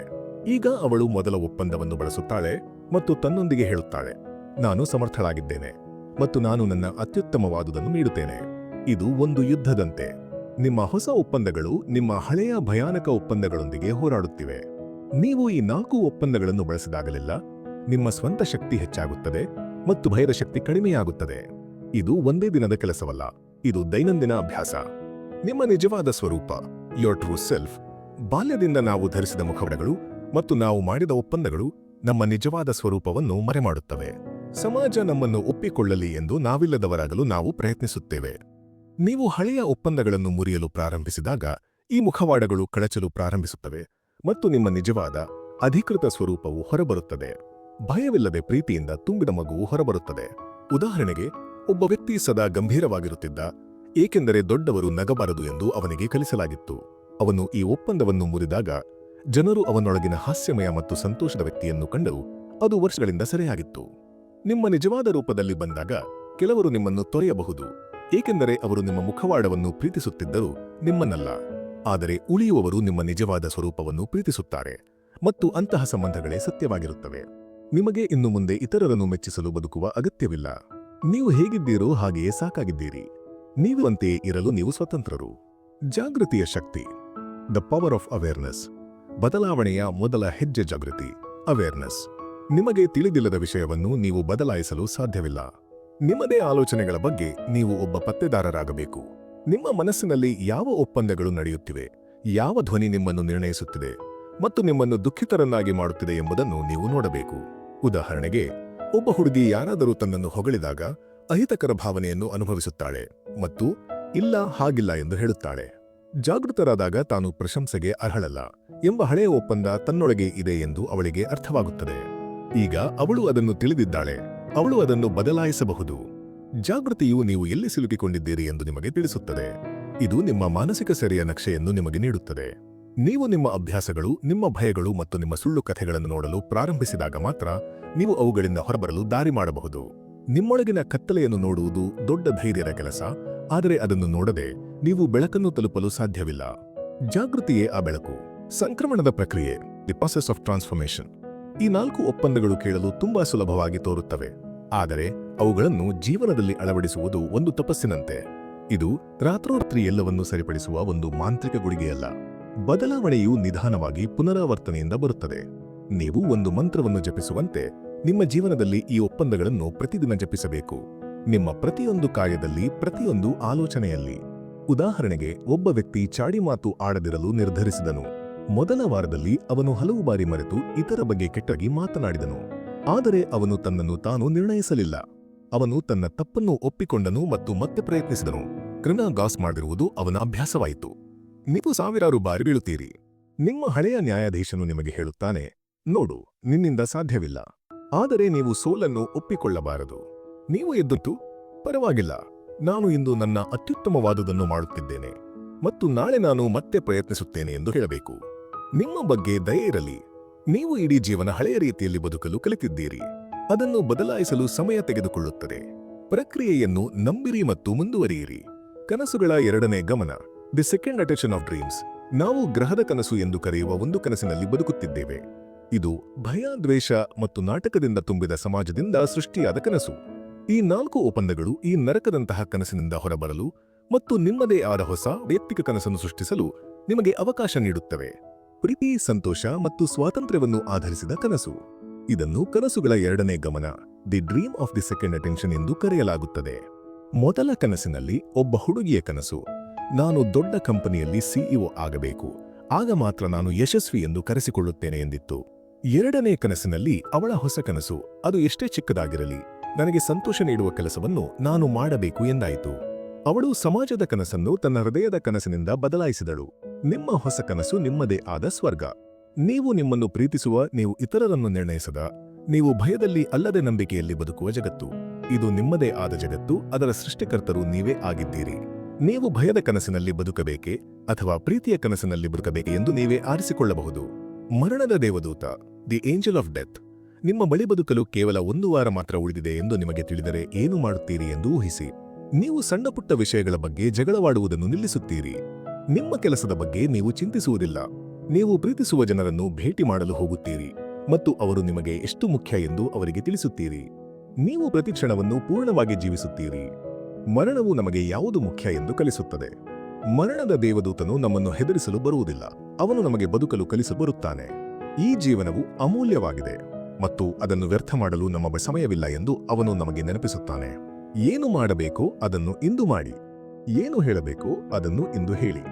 ಮರಣವು ಸತ್ಯ ಎಂದು ನೀವು ಅರ್ಥ ಮಾಡಿಕೊಂಡಾಗ ನಿಮ್ಮ ಹಳೆಯ ಒಪ್ಪಂದಗಳು ಎಷ್ಟು ಚಿಕ್ಕವು ಮತ್ತು ಅರ್ಥಹೀನ ಎಂದು ನಿಮಗೆ ಅರಿವಾಗುತ್ತದೆ. ನೀವು ನಿಜವಾದ ಜೀವನವನ್ನು ಜೀವಿಸಲು ಸ್ವತಂತ್ರರಾಗುತ್ತೀರಿ. ನಿಮ್ಮ ಹೃದಯವನ್ನು ತೆರೆಯುವುದು, ಓಪನಿಂಗ್ ಯೋರ್ ಹಾರ್ಟ್. ನೀವು ಭಯದಲ್ಲಿ ಬದುಕಿದಾಗ ನಿಮ್ಮ ಹೃದಯ ಮುಚ್ಚಿ ಹೋಗುತ್ತದೆ. ನೋವಿನಿಂದ ನಿಮ್ಮನ್ನು ರಕ್ಷಿಸಿಕೊಳ್ಳಲು ನೀವು ನಿಮ್ಮ ಸುತ್ತಲೂ ಗೋಡೆಯನ್ನು ನಿರ್ಮಿಸುತ್ತೀರಿ, ಆದರೆ ಆ ಗೋಡೆಯು ಪ್ರೀತಿಯನ್ನು ಪ್ರವೇಶಿಸುವುದನ್ನು ಸಹ ತಡೆಯುತ್ತದೆ. ಈ 4 ಒಪ್ಪಂದಗಳು ಆ ಗೋಡೆಯನ್ನು ಒಡೆಯುವ ಕೆಲಸ ಮಾಡುತ್ತವೆ. ನೀವು ನಿಮ್ಮ ಮಾತುಗಳಿಂದ ಪ್ರೀತಿಯನ್ನು ಹರಡಿದಾಗ, ನೀವು ವೈಯಕ್ತಿಕವಾಗಿ ಏನನ್ನೂ ತೆಗೆದುಕೊಳ್ಳದಿದ್ದಾಗ, ನೀವು ಕಥೆಗಳನ್ನು ಮಾಡದಿದ್ದಾಗ ಮತ್ತು ನಿಮ್ಮ ಅತ್ಯುತ್ತಮವಾದುದನ್ನು ನೀಡಿದಾಗ ನಿಮ್ಮ ಹೃದಯವು ನಿಧಾನವಾಗಿ ತೆರೆಯಲು ಪ್ರಾರಂಭಿಸುತ್ತದೆ. ಒಂದು ಹುಡುಗಿಯ ಹೃದಯ ಮುಂಚೆ ಒಡೆದಿತ್ತು ಮತ್ತು ಇನ್ನು ಮುಂದೆ ಯಾರನ್ನೂ ನಂಬುವುದಿಲ್ಲ ಎಂದು ಅವಳು ನಿರ್ಧರಿಸಿದ್ದಳು.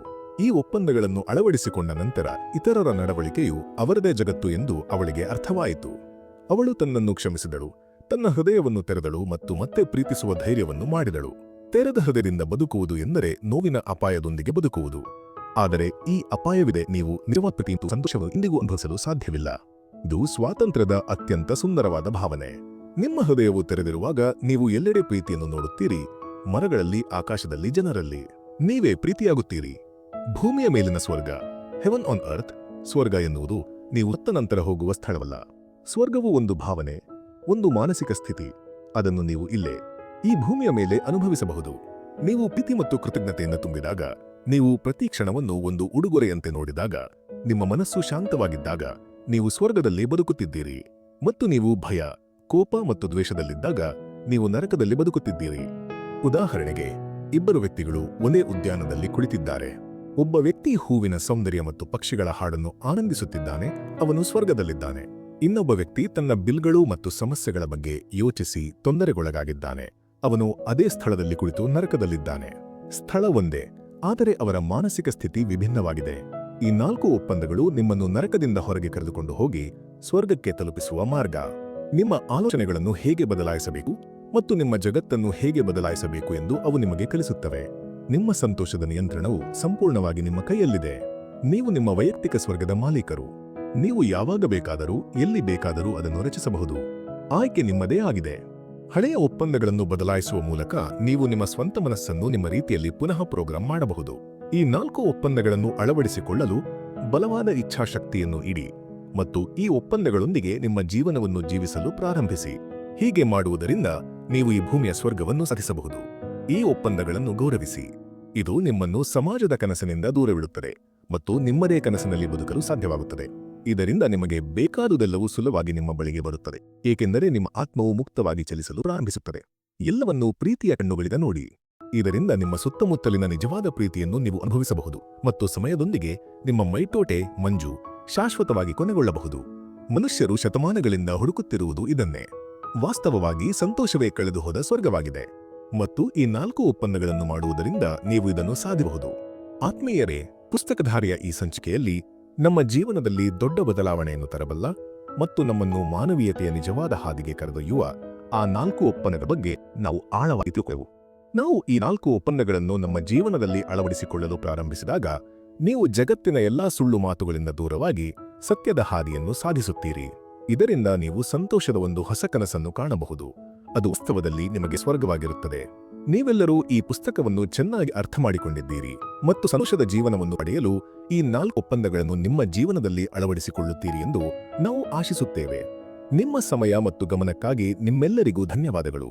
ಈ ವಿಶ್ಲೇಷಣೆಯು ನಿಮಗೆ ಸಹಾಯಕವಾದರೆ ದಯವಿಟ್ಟು ವಿಡಿಯೋವನ್ನು ಲೈಕ್ ಮಾಡಿ, ನಿಮ್ಮ ಅನಿಸಿಕೆಗಳನ್ನು ಕಮೆಂಟ್ ಮಾಡಿ ಮತ್ತು ಪುಸ್ತಕಧಾರೆಗೆ ಚಂದಾದಾರರಾಗಿ. ನೆನಪಿಡಿ, ಜ್ಞಾನದ ಹಾದಿ ನಿರಂತರವಾದದ್ದು ಮತ್ತು ನಿಮ್ಮೊಳಗಿನ ನ್ಯಾಯಾಧೀಶನನ್ನು ಶಾಂತಗೊಳಿಸಿ ಪ್ರೀತಿಯಿಂದ ಬದುಕಲು ಇಂದಿನಿಂದಲೇ ಪ್ರಾರಂಭಿಸಿ. ಮುಂದಿನ ಜ್ಞಾನದ ಪಯಣದಲ್ಲಿ ಮತ್ತೆ ಸಿಗೋಣ. ನಮಸ್ಕಾರ.